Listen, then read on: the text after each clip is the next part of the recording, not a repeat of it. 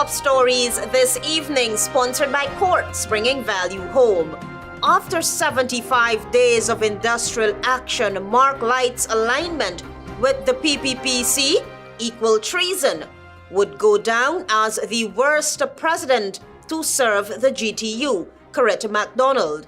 ASHA KISSOON, GEETA CHANDAN-EDMOND and NIGEL DHARAMLALL among list of candidates for PPPC for elections 2025. CJ rules HICKEN'S appointment as top cop after age 55 legal. And the teen and businessman killed in BUXTON shooting, several injured. HGP Nightly News begins now.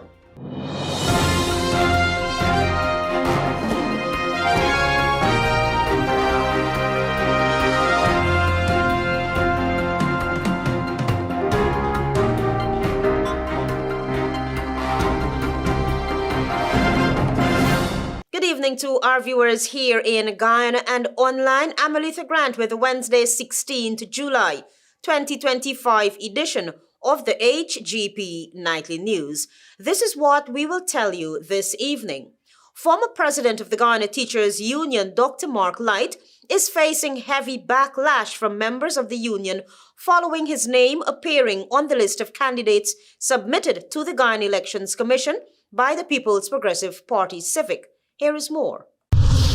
Newly elected president of the Guyana Teachers Union, CORETTA MacDonald, in an exclusive interview with Nightly News on a Tuesday, said teachers are finally putting the remaining pieces of the puzzle together after they would have staged a 75-day nationwide industrial action back in 2024. MacDonald said teachers, after seeing their former union leader Dr. Mark Lyte's name appearing on the list of candidates for the People's Progressive Party Civic, the PPPC, felt betrayed and in no uncertain terms flayed Dr. Lyte for his actions. The puzzle is now being put together with regards to how we acted during our industrial action, why he was so hesitant, why he was laid back with regards to us achieving what we set out to achieve. And then this time, teachers, the wounds have been reopened and the betrayal is even more pronounced at this time. When asked about the likely reason that led to the strike extending way beyond the initially planned 2 weeks, MacDonald said it was all Dr. Lyte's doing. It was Mark Lyte's intention to frustrate and to drag out that entire industrial action to be able to achieve zero. According to the newly elected GTU president, one's responsibility as a leader, more so leading the nation's educators, must be exemplary despite one's allegiance to his or her political party of choice. She said, notwithstanding that fact, when it comes to dutifully performing one's responsibilities, political affiliations must be set aside. When you're a leader, you have to put aside self. And I can refer to what transpired in 2018. When my government was in office, principles are laid out to be upheld. More than that, one's character and integrity is put on test when you can stand for what is morally right. And so in 2018, I stood out there proud and tall with our teachers fighting against the coalition government for the benefit of the teachers who elected me, unlike what Mark Lyte has done in 2024. Union members have dubbed his actions a profound betrayal. This action by Mark Lyte goes, like I said earlier, could be equal to that of treason. And he will go down in history as being one of the worst presidents that served at GTU. With his name now being added to the list, we are seeing clearly why Mark Light acted the way he acted, not in the interest of the teachers, but for his own self-interest. McDonald reminded that Dr. Light had to be nudged in the side by teachers in order to commence the strike. Mark Light was hesitant and he was all over the place. The teachers had to pull him out there by saying to him, and I quote, "If you can't do it, we the teachers will come out and do it." You know? Mark Light wasn't interested in the benefits of the teachers. He wasn't interested in their welfare. Hence the reason for him accepting 10%. And that we can never accept. Nightly News reached out to Dr. Light for a comment. CORETTA has a right to say what she has said. I wouldn't want to give a comment on anything right now because they've been saying a lot of things which don't really make any sense. I'll make a statement at the right time. Since Monday's release of the PPPC's list of candidates, teachers from all across Guyana took to their respective union groups and further expressed disappointment and dissatisfaction with actions taken by Dr. Light. His name remains in the respective groups, and he is well aware that teachers continue to express some fairly pungent criticism directed towards him. Antonio Day tells us that former Deputy Speaker Dr. ASHA KISSOON, former magistrate and APNU AFC Member of Parliament GEETA CHANDAN-EDMOND, and disgraced former local government minister Nigel DHARAMLALL are among the People's Progressive Party Civic's list of candidates for the 2025 general and regional elections. The Ghana Elections Commission on Monday approved the list of nominees for the People's Progressive Party Civic. According to Head of State Irfan Ali, his list consists of competent and winning candidates. He made this assertion on Monday following his party's submission of its list of candidates to the Ghana Elections Commission. The PPP Civic has always put forward lists when we go to election that demonstrate who we are, the values that we stand for. The party's General Secretary, Dr. Barjagdi, was visibly confident. Any impartial person in this country who had to choose a political party with a clear conscience would choose the People's Progressive Party. Among other names included on the list are former Deputy Speaker Dr. ASHA KISSOON, former magistrate, APNU AFC parliamentarian GEETA CHANDAN-EDMOND, and disgraced former local government minister Nigel DHARAMLALL are among the party's list of candidates. The disgraced former Minister of Local Government and longtime executive member of the People's Progressive Party Civic, Nigel DHARAMLALL, had resigned following damning rape allegations leveled against him by a teenage schoolgirl. The teenager revealed damning details to law enforcement of what transpired at the government housing located in Eklai Bar on Stone Avenue. Following his denial of the allegations, deeming it as a smear campaign against him, the teenage girl was allegedly forced to withdraw her claims. Nightly News was at that time told that criminal charges were being considered. Although the PPP is touting confidence of winning the elections, it appears to be visibly bothered by inroads made by the Partnership for National Unity and the We Invest in Nationhood parties. Antonio Day reporting for the HGP. Nightly News. Acting Chief Justice Roxanne George on Tuesday ruled that the appointment of Clifton Hicken as Commissioner of Police, despite him passing the retirement age of 55, is lawful. Find out more from Tiana Cole. The ruling delivered in the Demerara High Court on Tuesday dismissed a legal challenge brought by Troy Garvey. Garvey had questioned the legality of Clifton Hicken's substantive appointment after he passed the retirement age for public servants in 2023. He was represented by attorneys at law Dexter Todd and Dexter Smart. Although the judge reserved her full reasoning for a later date, she ordered Garvey to pay $500,000 in cost. The payment must be made by August 29, 2025. President Irfan Ali appointed Hicken substantively on December 19, 2024, relying on the Constitution-prescribed Matters Act. However, Garvey, a member of the People's National Congress Reform (PNCR), argued that the provision only allows for the extension of the Commissioner of Police, who is already in office. He maintained that the President confirmed Hicken after he had turned 55. Attorney General and Minister of Legal Affairs Anand Lal argued on behalf of the state that the law, although silent on the issue, does not prevent a substantive appointment after age 55. Nandlad insisted that the Constitution Prescribed Matters Act provides for the extension of the Commissioner of Police's service beyond 55 up to age 60. He argued that nothing in the legislation prohibits such an appointment, making the president's decision valid. Dr. Dexter Toll, attorney for the applicant, accepted that an acting appointment beyond 55 was permissible. However, he contended that a substantive appointment should have been made for before Hicken reached that age, since no legal provision exists for such a confirmation afterward. Todd further noted that Garvey's position is that no law permits the appointment of a commissioner of police after reaching age 55. Tianako reporting for the HGP Nightly News. We have more news for you on the other side of the break.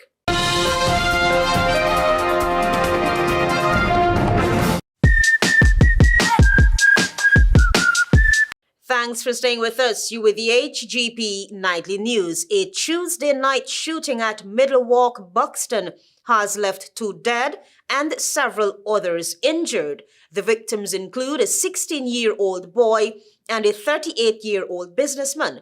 Police have since launched an investigation into the incident. Find out more from Tiana Cole. Police are investigating a fatal shooting incident that occurred around 11 p.m. Tuesday at Middlewalk, Buxton, East Coast, Demerara. The attack claimed the lives of 16-year-old Leon McFarlane of Lot 71 Middlewalk, Buxton, and 38-year-old businessman Mark Anthony Correa of Lot 75 Republic Drive, Bedford-Walkton. Several other persons were injured during the shooting, carried out by person or persons unknown. Alexis Gill, the grieving mother of 16-year-old McFarlane, in an interview, stated that she was at home when she learned of her son's death. I am in pain because that is the son that really I could call on for anything. That was a good boy for me, that look out for me. And she believes her son may have been mistakenly targeted. they come looking for one person that, I don't know what is the problem with the boy, but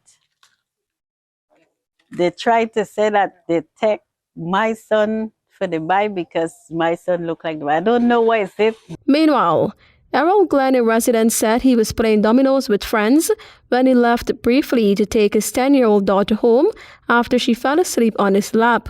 He intended to return to the shop. I even reach I'm a step and I hear the shots them. And next thing, I said, all right, this can't come from by how far me went. They gotta come from far. And when I did a little more, my friend come and call me and say, Mark just now dead. Glenn said upon hearing the news, he rushed back to the scene. My friend lie down the same spot where me went. Same spot where me went, my friend lie down right there, dead over the domino table. Visibly emotional, Glenn expressed disbelief over the tragedy, especially since he and his friends were enjoying the evening just moments before the attack. I never go home so early yet. I just left 8, but 2, 3 o'clock in the morning. Sometimes I just lie down here and sleep. Those injured in the shooting has been identified as Lyndon Adams, a 60-year-old resident of Sideline Dam, Buxton, Alwan Fifi, a 54-year-old resident of Middlewalk, Buxton, Davel Talbot, a 26-year-old special constable of Middlewalk, Buxton, Akeem Tuman, an 18-year-old resident of Middlewalk, Buxton, Sharon Nero, a 35-year-old from Friendship, East Coast, Demerara. The victims were taken to the Georgetown Public Hospital Corporation, where Leon McFarlane was pronounced dead on arrival. The others remain hospitalized and are receiving treatment for suspected gunshot injuries. Investigators received information that a silver-colored motor car bearing registration number PVV 7616 or 7661 was seen circling the area moments before the shooting. It is believed this vehicle was used by the suspects to carry out the attack and flee the scene. Tianako reporting for the HGP Nightly News.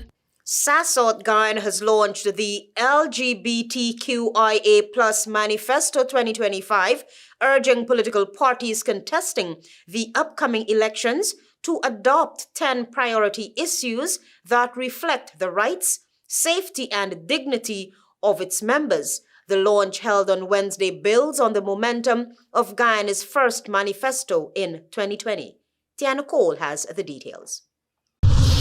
The Society Against Sexual Orientation Discrimination SASAD Guyana hosted its official media launch of the LGBTQIA Manifesto 2025 on Wednesday, outlining 10 key recommendations for political parties to include in their manifesto ahead of the 2025 general and regional elections.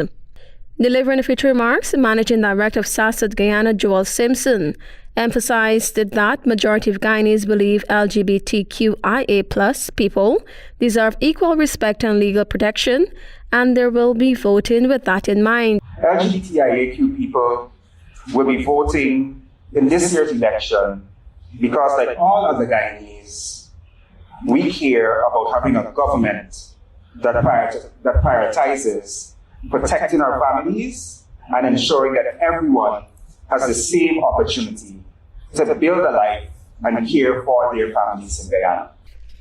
Simpson highlighted that members of the LGBTQIA+ community are calling for the repeal of outdated laws criminalizing same-sex intimacy.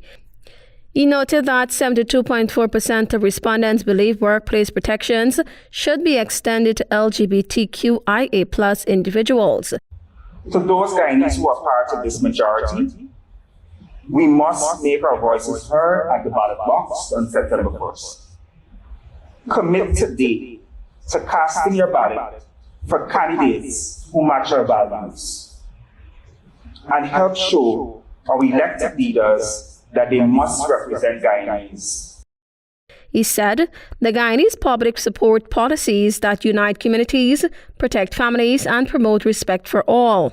As a human rights organization, SASAD Guyana strongly believes that in order to sustain the gains that the country is making in changing social attitudes, law reform is of paramount importance. He noted that the first 4 priorities of the manifesto focus specifically on eliminating discriminatory laws and ensuring legal protections for LGBTQIA+ people. A major recommendation is the repeal of Section 351 to 353 of the Criminal Law Offences Act, Chapter 8401, which criminalizes same-sex intimacy between consenting adult men in private. The manifesto also emphasizes the need to safeguard LGBTQIA+ youth in unsupportive home environments. Tiana Cole reporting for the HGP Nightly News. More news for you on the other side of the break. Thanks for staying with us as we continue. The African Cultural and Development Association, ACDA, will celebrate 187 years of emancipation in style come August 1 under the theme highlighting the connections of all people through the African culture as we strive to build a world where all our children are loved and protected. Antonio Day reports. The National Park on August 1 will come to life with performances from local Guyanese artists and international reggae sensation, Maxi Priest, in observance of Emancipation 2025. The celebration is being facilitated by the African Culture and Development Association, ACDA, in its 32nd consecutive year.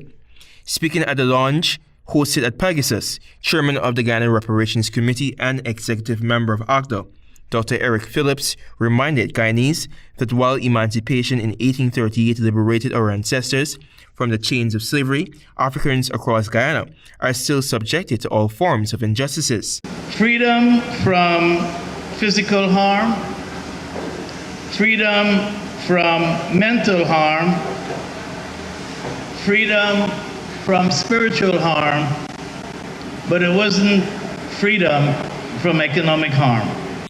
Phillips recounted African presence in Guyana back to 1625, a sobering reminder that Africans were forcibly brought here for centuries before they were able to win their freedom. We must also remember that we were enslaved in Guyana. We were not born slaves. We are reminded of Adriana as we witness her dilemma. So we acknowledge all the children of the world. Pendagoyan, a representative of Ogden, noted that this year's feature village will be Buxton. She provided context as to why Buxton Village will be celebrated. Baba Yusi Kwayana celebrated his 100th birth anniversary. In honor of this great man who was one of the founders of ACTA, the committee felt it their right to honor the village that he represents, that he came from. Pre-emancipation activities include the African Market, Main Street Bazaar from July 15 to 31, and ancestral tributes and culture nights from July 29 to 31. The theme for Emancipation 2025 is highlighting the connections of all people through the African culture, as we strive to build a world where all children are loved and protected. I'm Antonio Day reporting for the HGP Nightly News. Stay tuned for regional news.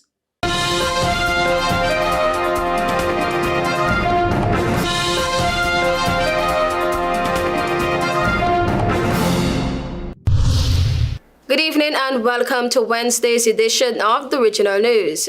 Jamaica is on track to become the largest and fastest growing transshipment hub in the Caribbean, with $800 million expansion of operations at the Kingston Freeport Terminal, KFTL.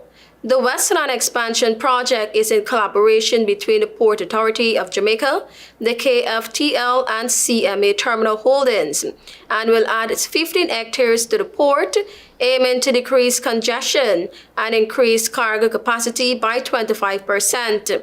In the first phase, the project will focus on land preparation, including soil strengthening, drainage improvement to eliminate flooding, and security.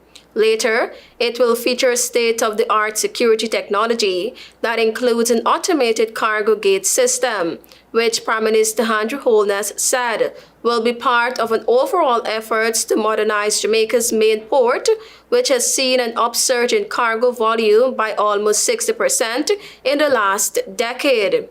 He said these efforts will ensure that the port grows without hindrance for many years to come and that Jamaica remains competitive in the space. It represents a vision for growth and national ambition, utilizing Jamaica's geographical location to create a first-class transshipment space, he charged.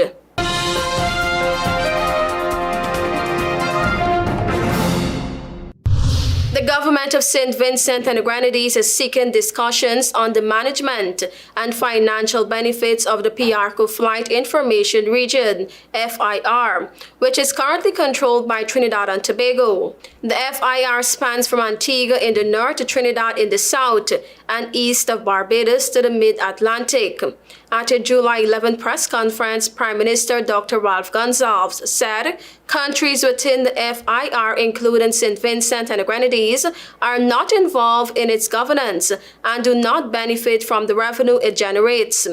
The document argues that while Trinidad and Tobago continues to collect revenue from the region, countries like Barbados and the OECS are excluded from financial gain and decision-making.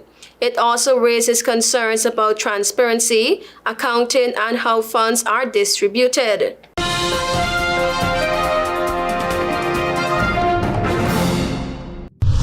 The Cuban government fired its labor minister after she was publicly rebuked by the president for saying that the country's beggars were all phonies in disguise. A brief announcement Tuesday evening said Labor and Social Security Minister Marta Elena Fito had demonstrated a lack of quote-unquote objectivity and sensitivity on topics that are currently central to political and governmental policy. The minister's remarks on live television on Monday were widely circulated on social media and became a lightning rod for popular frustration with years of economic crisis. President Miguel Diaz-Canel addressed the comments in his own appearance before the committee the next day, saying they showed a lack of empathy and understanding of the roots of poverty. Thank you for watching. I am Tiana Cole.